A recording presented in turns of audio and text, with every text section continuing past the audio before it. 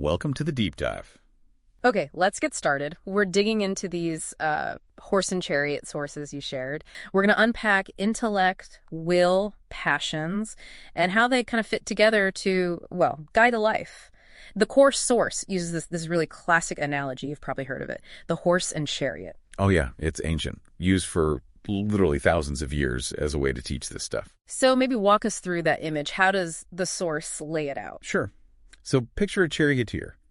That person is meant to be the intellect. The part of us that understands, reasons things out, knows. The thinking part. Okay. Exactly. And the reins in the charioteer's hands, that's the will, the power to choose, to actually steer. Makes sense. The will directs. Right. And then you have these two really powerful horses pulling the whole thing. Those are the passions, our emotions. The driving force. Definitely the driving force. And the source is specific. There's sort of two types. One horse represents our reactions to difficulties, trials, maybe fear or anger.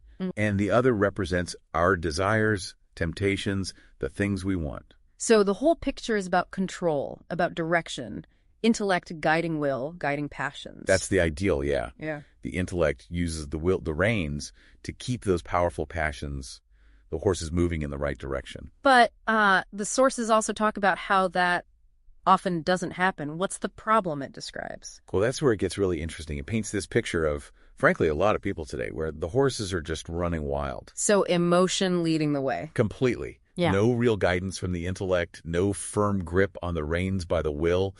They're just yanked around by every feeling, every hardship, every desire that pops up. And the result? The result is chaos. The source uses that image. The chariot just crashes. It falls apart. Right. And it explicitly says these are the people who then wonder why their lives feel so unstable, so out of control. It connects the dots directly. Undirected passions lead to that feeling of chaos. That's a powerful image, the crashed chariot. Okay, Yeah. so that's the problem. Does the source offer, well, an alternative? Right. What about the virtuous person? It absolutely does. It contrasts that chaos with the virtuous person. And the key thing is they feel the same passions, the same strong emotions, desires, fears. So it's not about not feeling them. Not at all. It's about what they do with them. They don't just follow blindly. They guide them actively. How do they do that, according to the source? Through cultivation.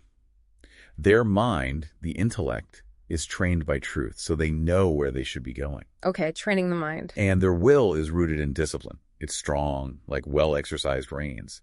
So that trained intellect can effectively use that disciplined will to direct the passions. Which kind of brings us back to the passions themselves. The source is clear. They aren't bad, right? Not the enemy here. Definitely not the enemy. That's a crucial point. Yeah. They're described as part of God's design. And there's that quote from St. Thomas Aquinas, faith does not quench desire, but inflames it, which suggests, these passions are meant to be strong. Inflames them, but towards what? Towards the right things, ideally. The source presents this dual nature. If you leave passions unchecked, they're like fire. They'll consume you, pull you into vice, regret, sin. The downside. Yeah. But, and this is the hopeful part, when they're properly trained, properly directed, they become this incredible force for good. Like fuel. Exactly like fuel. Fueling courage when you're scared, fueling compassion, discipline, the ability to stick with things, perseverance. Wow. The Force even calls them superpowers that drive you forward on the narrow path of virtue. Right. But it adds that key phrase, by grace, suggesting some divine help is needed to channel them rightly. Superpowers by grace. I like that. And that Seneca quote fits in here too, doesn't it? About needing a guide. Perfectly.